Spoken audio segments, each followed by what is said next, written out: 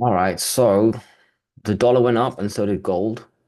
It seems to be almost the norm now that gold follows what the dollar does. Obviously, that's not what it's supposed to do. So that's why I always say ignore the dollar. But I'm just looking at it now, just out of interest. By the way, yields, they look like, well, they'll go up with the dollar, won't they? But they look a bit stronger than the dollar, relatively speaking. This is obsolete. I don't know. Do yields go back up? What happens if yields go up? Do stocks go down? Does that take out miners? Look at that though. That looks pretty strong. If you have, what am I looking at? The 30, that's pretty important. You know, if you sort of break this area, 4.85-ish, close above it, boom, you're going to retest the high 5%. That's a big number. 10 years, same thing, right? It's this level here. It's this 4.66 there. Bam. You could do that tomorrow. You close above that or there, you're going to retest 4.8 on the 10 year. What about the 2 year, which used to be weaker? Not really. Look at that. That's going for the 4.4, close at 4.4. Bam. You're going to go all the way up here. Yields look pretty significant, more than the dollar. I reckon yields will move the market more than the dollar, and they'll probably move all markets, like commodities included. But I don't want to focus too much on that. It's just something to consider in the background. Gold, Jesus. All right, so we had this candle, and I thought, right, we're gonna go down here, right? Big video about how we're gonna go down one more move. Not the case. We have the next day. I mean, the market was closed, right? Washington President's Day. So I didn't think too much of it. I thought, okay, you can have a bounce. That's okay. Retest. And then today, like tomorrow, the next day, I thought we were going to go back down again, you know, at least till here. And then the next day. But this is the best close we've had ever in history. And we're back up there, which almost negates this. Well, it kind of, yeah, it negates this whole candle. So now, completely opposite of what I said, 2 days later, it looks like we want to go for 3,000 again, which is cool, which is also why I never sell my long-term positions or, I mean, I might trim on the way up, which I always do. Even today, I trimmed a bit, but I'm not going to sell a large portion in case I'm wrong. I mean, that would be so horrendous selling and then you end up being right on your thesis and you just try to be cute for a 5% swing and then you're out and then it's hard to buy back. And silver, look at this. Remember this candle during the day, how good it looked? And by the close, it was there. It's all about the close. And the close is whatever, a couple minutes away, let's say. This is very significant, right? Easily. So gold and silver had their okay, gold had its best close ever. Silver had a good enough close to, maybe. So gold will break out, make new highs probably tomorrow. It would be very nice if silver closes above this high, like 33.4, right? 33.4-ish close. That would be nice. And then next stop is the high of the last, whatever you want to call it, the local high, the absolute high, $35. So now all of a sudden, yesterday to me didn't count too much. Although silver, by the way, look at that candle yesterday. Silver, that was the best candle we've had also in a long, long time on a daily close basis. So gold and silver look amazing again. Absolutely amazing. Better than they did in the last couple of months, especially gold and silver looks good enough. So gold and silver look amazing. Let's check out the miners, which are not performing as well. I mean, that candle's okay. If gold and silver start moving up tomorrow, I reckon we could get a little GDX moving up here to the old high. I mean, it should be there already almost, but yeah, 2% is going to do that tomorrow, no problem. And GDX is usually quite strong. GDXJ, yeah, a bit weaker. Same thing. Let's look for a move back to 52.5 tomorrow. If gold and silver continue their breakout, it really should happen. I mean, we need a monster candle. We should even go higher. So yeah, the miners are underperforming the metal, but I mean, we know the metal just needs to make new highs to drag the miners up. This is quite weak. I don't really understand that actually. That's pretty damn weak. I have no comment on that. It's going to be unlikely to go all the way up here. I don't care what gold and silver does, but let's at least try and climb to 37.5-ish. I don't really understand that actually. SILJ will probably be just as weak. Jesus, that's a horrible candle. That's just as bad as I don't really understand that. I know we had a couple of silver stocks that were down, but still, yeah, I don't really understand that. That's just weakness. You just buy that, I think. That's weird. All right, let's look at the portfolio. That's why I don't just hold silver stocks. Newmont looks good. That makes sense. Outperforming GDX. If gold and silver make new highs tomorrow, this will probably start moving towards 49. I don't think you have to consider 48 a level if we have gold and silver breaking out. I mean, gold looks like it just wants to hit 3,000 now. And if that happens, Newmont's going to be in the 50s probably. So that's cool. Barrick Gold, that's been doing very well ever since this great earning. That doesn't surprise me. That'll do a gap fill tomorrow if we make new highs. So 18.79 sell. I think I still have that in a little trim on the way up. Then 19.39, little trim, or 49, 45, whatever. Barrick Gold looks strong, stronger than Newmont by a tiny bit for once. So it's got a lot of catching up to do. So this one's probably going to outperform here. Agnico-Eagle, always good. Its all-in sustaining costs is just crazy. God, I forgot what it was, like 900. It's crazy margins. I mean, this thing should just keep going up. If you think about it, it's just a cash cow. So Agnico-Eagle doesn't surprise me. That was a bad candle, but if gold goes up, Agnico goes up. I think it had disappointing revenues during its recent earnings call, but still, completely making loads of money. Pan American Silver. Well, we know what SIL and SILJ were like. This one really follows SIL, so this is a slight outperformance of SIL. Yeah, gold and silver make new highs tomorrow. This should go back to this 25.5 zone, which let's see how realistic that is. Yeah, 3% is easily doable. So I expect that. Wheat, Wheaton, yeah, the strongest of the royalties. Usually that will make new highs along with gold tomorrow if gold makes new highs. Let's see if we can close above 70. That might be doable. That doesn't look like too much of a percentage move. Something like that. Not even 2%. Definitely going to do that. Franco Nevada, which is usually not as strong, but has been recently. That's a bad candle. Good recovery. You can see that's form of support. So, look at those tails there. So that makes sense. Next up, the old high 144. I think that's doable tomorrow. Metalla, which was red. Yeah, it's done quite good recently there. It's just having trouble bouncing. It was red today. Still, I expect to go to test 3.4-ish tomorrow if we have new highs. Right, let's look at the silver stocks. First Majestic, such a little nonce. Yeah, um, kind of at an old support zone, holding. It's just depressing, isn't it? I mean, gold and silver make new highs. This thing, it'll need silver to start running to 35 to get above 6. I mean, what else does it need? Good company news. It's just, oh my God, you need to almost trim it now. If gold, you got to almost judge it based on gold and silver. If you think gold and silver are tired and going to come down, it might be worth trimming some First Majestic because this thing just looks really weak, really weak. I'm just wondering if there's some sort of a support zone here. Oh, how did I miss that? Something like that. So it should be strong here, but still. Ah, yeah, I don't like this one. I really don't like this one.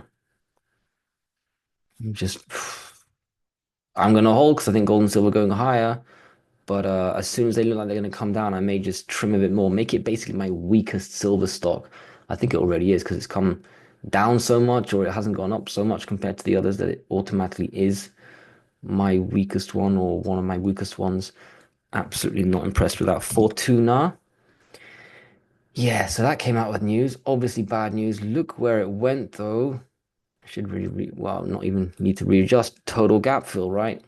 I mean, this was obvious. This line was always there. I think I actually missed it. I was swimming like an idiot. I think I'm trying to get it at 474 after hours. I'm not even sure if I've been filled here. Just because I feel like what's the difference between 474 and where we are here? 468 gap fill is basically no difference.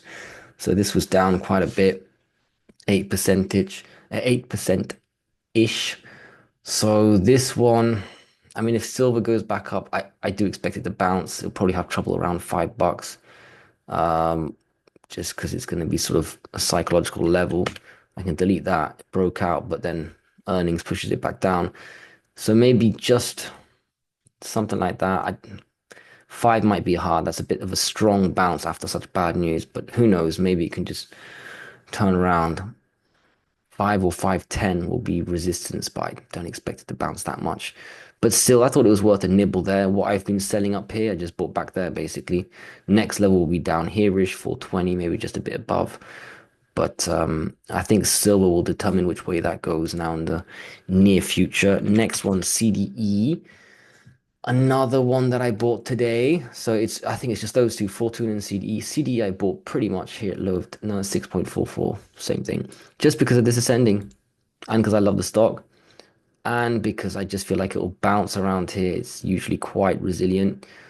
If it doesn't down, we go to 6. But again, I feel like silver and gold will go up tomorrow and CD, I have a crush on it.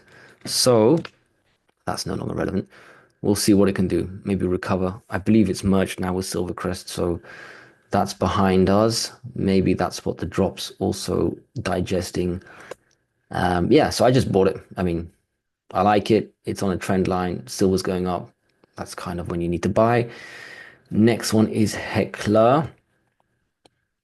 Again, another one with a nice bounce on the ascending. You can see there, and that was okay. That's a green day. It looks like a red candle, but it's a green day. Probably recovering if silver and gold go. This was a big bad day. That was 14% drop. I mean, look at that. You got Hecla, Fortuna, CDE, big red days. First Majestic's constantly crap. Not really good, are they, the silver stocks? And these aren't exactly juniors. These are well-established mid-tiers. That's why I like Pan American more than all of them. And that's why I'm so happy to be heavy in these gold stocks too, because they really disappoint less. My weighting has changed now. Like honestly, I used to have about 6K in these big boys. They're still worth about 6K. One or two of them a little bit less now. And then I used to have like 4.5 in the silver stocks. Now they're worth 3.25 or 3. First Majestic's 3. And I'm so happy that I've kept them at that level and haven't gotten too ahead of myself, because this would have hurt a lot more my portfolio. And right now I'm basically just below all-time highs in my portfolio. I'm one good day away from new highs. And that's despite stocks like this, CDE coming down a bit and Fortuna and First Majestic lagging. And I mean, I've got other stocks. I've had Alibaba, Intel today. I hold that, and that's done, a nice 20% there. That's helped. But also the fact that I haven't put too much in silver stocks, even though silver's going to the moon, 35, 40, 50. I just, been in this for like 15 years, and Newmont, okay, Agnico-Eagle, there are some established stocks that you can count. Agnico-Eagle, Wheaton, Pan America to some extent, Newmont to some extent, Franco Nevada to some extent. These big boys, I mean, it's just, you can never tell, but don't put too much in these silver stocks. Bit late to say, I guess, but for me, I've been following that advice. So yeah, anyway, this ascending is doing well, and it's stabilized after the bad news.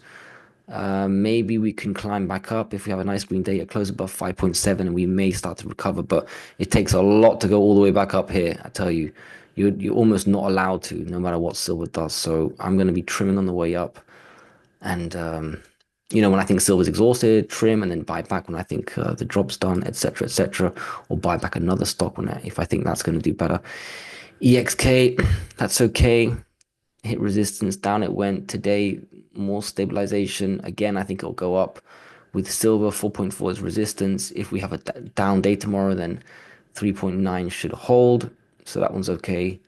Hasn't gone up that much, but compared to some of them, at least it hasn't dropped too much either. Mag Silver, a bit of a standout, a bit like Pan American Silver. Those two are the best silver stocks. They're also the bigger ones. That's okay. Nice day, 1%, nothing too crazy.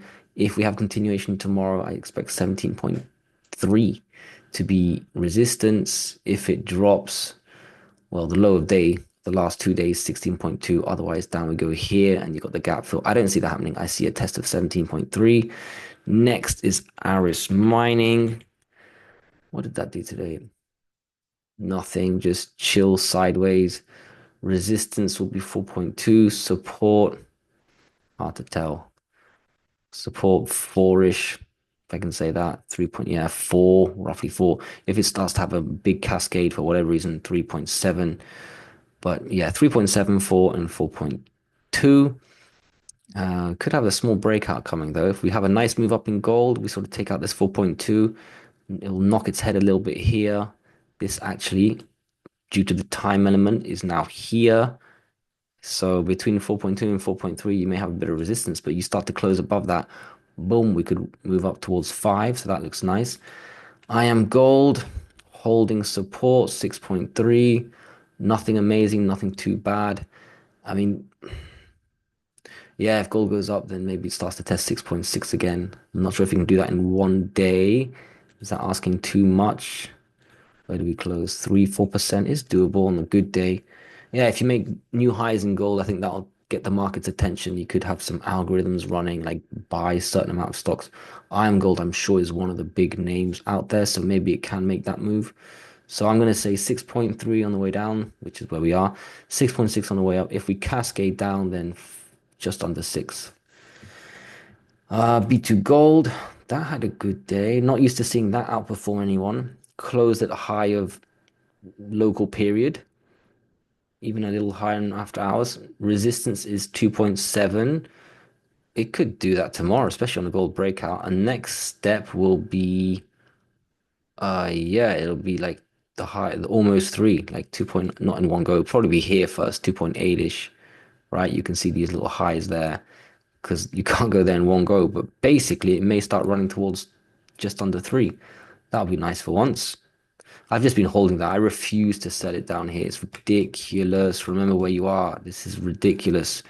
Even though the Mali situation, to be fair, peace in Ukraine is a couple of weeks away. We could start having a nice um cooling of tensions. That'd be nice, wouldn't it? Peace amongst the world powers, including Russia and China, and all the proxy stuff going on in Africa. So maybe that's something that could surprise the African gold mines, Burkina Faso and Niger and all this, Mali. It could be a bit of a, I don't know, it could be something there good for some of the gold miners that hold assets in Africa. So that's cool. But B2 Gold doing well.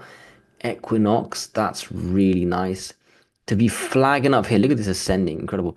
And after this candle here, that's really good actually. That's really strong. That just says, okay, we want to go to the next level, 7.5-ish. Maybe it's a little lower, right? 7 point, yeah, just a bit lower. Yeah, that looks like it wants to make that move, really. And that would be how much of a percentage move to the next level? 6%. Yeah, it can have a 6% day, especially if gold makes new highs. That looks good.